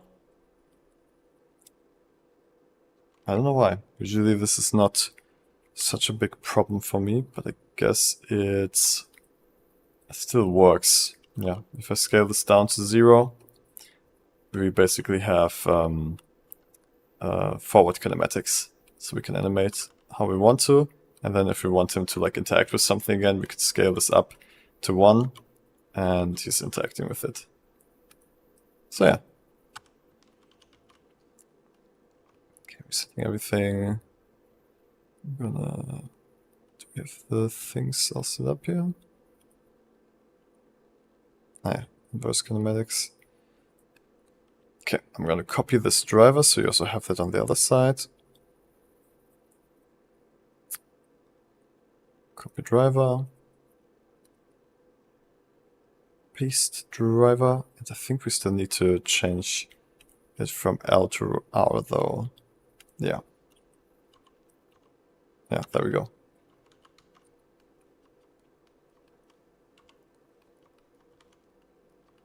Alright.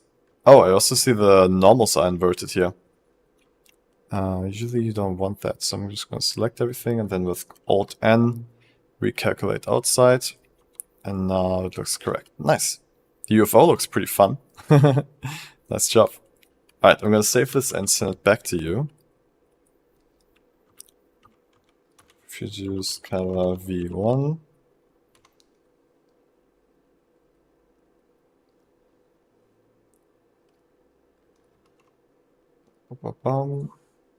Here you go. I also like to give thumbs up to the ones that I worked on. Alright, we got one more here. Kind of stuck with the project. Let's have that read out. Lee Kilua Eric said I have 2 3D scenes I tried to recreate. It's not done that much in it. But I would like to hear your ideas how you would start on that scene. Project 1, Old One Light Challenge. de.pinterest.com. Project file, drive.google.com. Project 2. de.pinterest.com. Project file, drive.google.com. Okay, so you're stuck. If you give me kind of like, are you looking for kind of like creative direction, creative ideas on what you could do with these projects?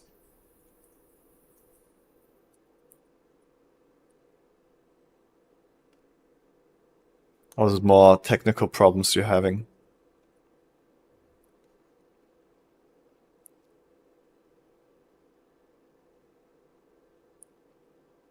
How you would start on that scene.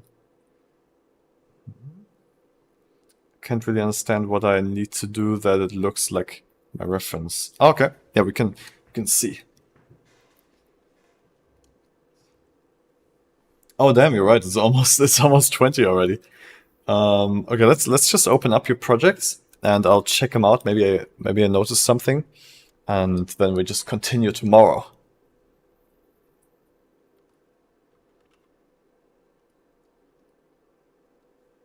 Okay, let me open the One Light Challenge from last week.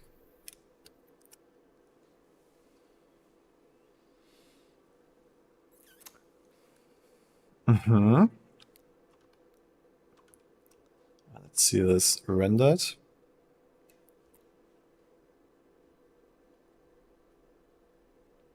Alright, good start. I don't want to use both of my GPUs, just one, please.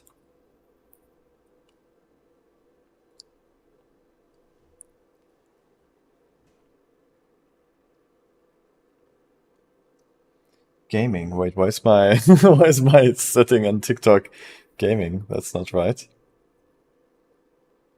Gaming ranking. I gotta fix that for next time. It says I'm doing a gaming live stream. Alright, cool. So, your reference. Very moody, very nice. there's a very cool glow on this light here. Okay, so first off, like yours is obviously much softer, and the whole light source is also this point spotlight with big radius, which is, I don't think this is what you need for that. I think what you need is the area light. That's a disc. And just like shape it how you have that. And then to have it more look like this, you can decrease the spread to be more like a beam, right? So more like this. And I think this is immediately more towards the reference you had. Mind blown, nice. Perfect, perfect. Okay, so yeah, I think this is getting closer now. Let's make it a little less bright.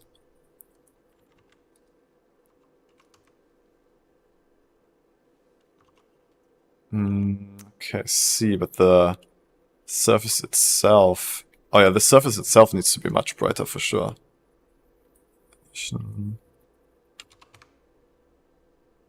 That's pretty... Yeah, that's pretty cool. It's starting to be pretty nice. I think I would turn down the density on the volume a little bit, so we can increase the strength of the lights. The HDRI, I guess, could also be a bit darker. Since for this is not an animation. Wait, is it animated? No, okay. So this is not an animation. We can use this anyways for something else. Shader, for example. World. Right, let's make this... I mean, honestly, it could just be almost 0. Because I don't feel like this... I mean, if you're going from the reference, it's basically darkness, right? So let's just go with that. Turn it to 0. I'm gonna scale this cube up a little bit, so it looks like the volume is extending a little bit more.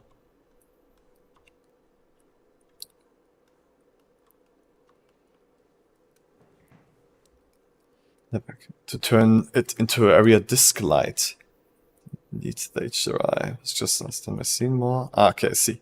Yeah, so I think this is already much closer. Like the glow on it is really cool. That's definitely worth trying to replicate. We can try to do that here in the compositor already.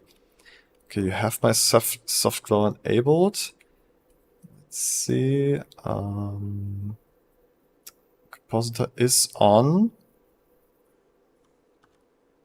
Probably the threshold is probably not high enough.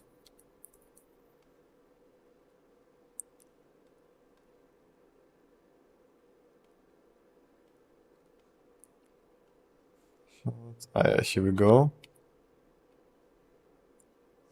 Lower threshold a little bit. Or maybe instead we can make this brighter. Because I kind of like put the thresholds to a value that makes sense physically. But yeah, we don't want this to be too bright.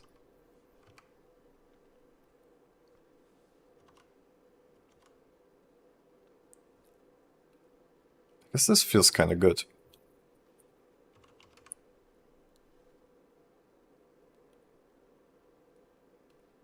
Yeah, no, I think now we can make the density a little higher again.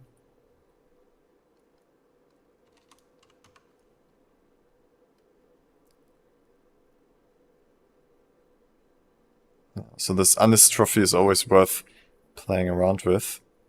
It changes completely the look of the volume. Yeah, man. I think you can take it from here. I mean, it looks pretty cool with like the shells she's casting. Yeah, I'll send this back to you.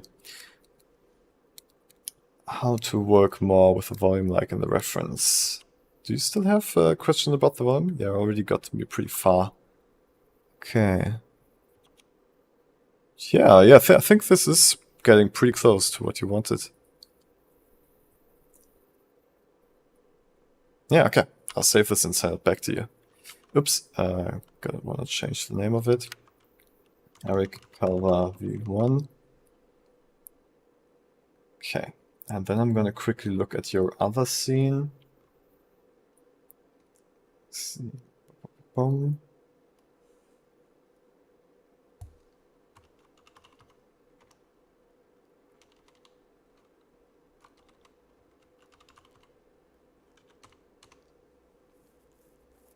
Oh, I can now oh, I had no idea. This Discord now allow me to upload almost 500 megabytes. That's pretty big.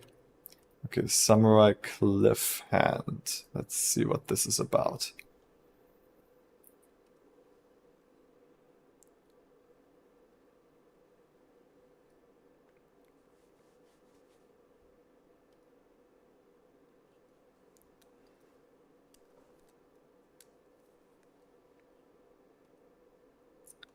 Ah, also very foggy, very cool. This is strange. This almost looks like it's behind like glass, right? Like this frosted glass. It doesn't look like only fog. Okay. Okay, let's see how this looks.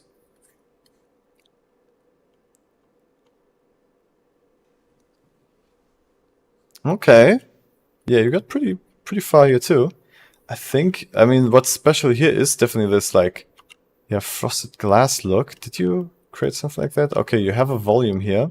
It's creating the volume. Let me actually see if we have that frosted glass, if that is creating what we want. Because the volume is not exactly the look of that. Let me just turn down the density a little bit. 5. This trophy, this is also kind of nice. Gonna turn down the intensity of the background here a little bit.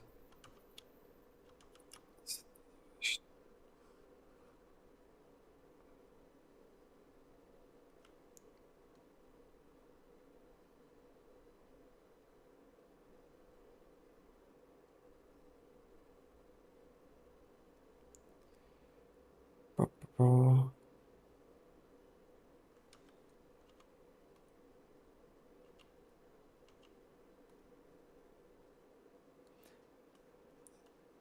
This looks sick. All right, cool. Yeah, let's try if my idea is what they did to get that look.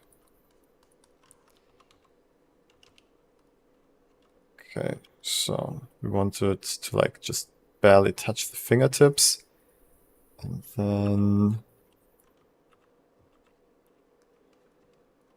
this could be, I think it's just like a rough glass look. So basically alpha, no, it's not alpha, transmission, roughness.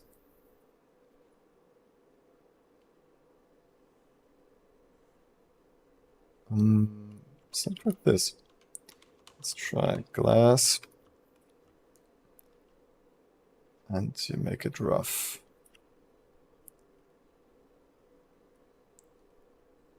Yeah, I think this is literally what they did. Just like having like a rough glass plane just in front of the hand.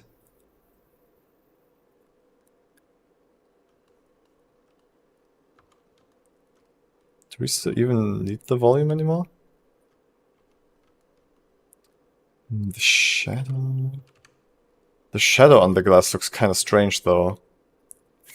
Can we disable that? Can we just make it not receive shadows? Shadow.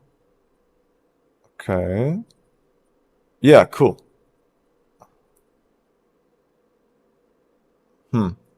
Still gets some kind of shadow.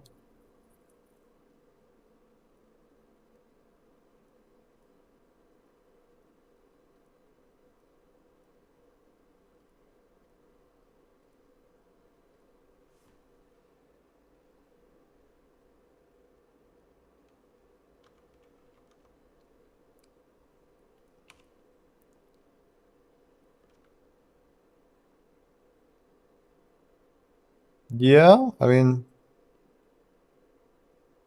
yeah, this is basically it.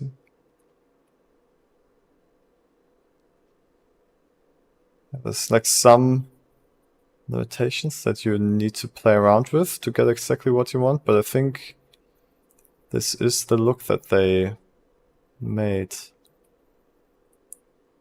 Yeah. Alright, dude. I'll also send this back to you. I hope you're gonna finish it. Cover V1. Okay.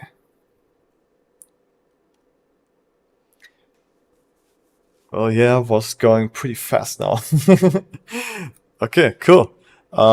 Yeah, thanks for joining, guys, today. It was very fun. I was happy to help you guys with your little problems, and I hope it was helpful for you. You're going to finish your projects now. Yeah, I'll post the information about this week's challenge, as I said before. And then I'll see you guys tomorrow for a New Tool Tuesday. We're going to look at Geoscatter. And we actually got a coupon code to get it for a bit cheaper. So yeah, I'm going to share all that information for that tomorrow in the New Tool Tuesday. And yeah, keep sending in your stuff if you're a student. If you're not a student yet, you can try a student membership for 7 days for free on Patreon. Yeah, give it a shot. All right, guys. Thank you very much for joining today. Wait, Eric says, give a little hint for the challenge. Oh, I already explained what the challenge is about earlier in the beginning of this live stream.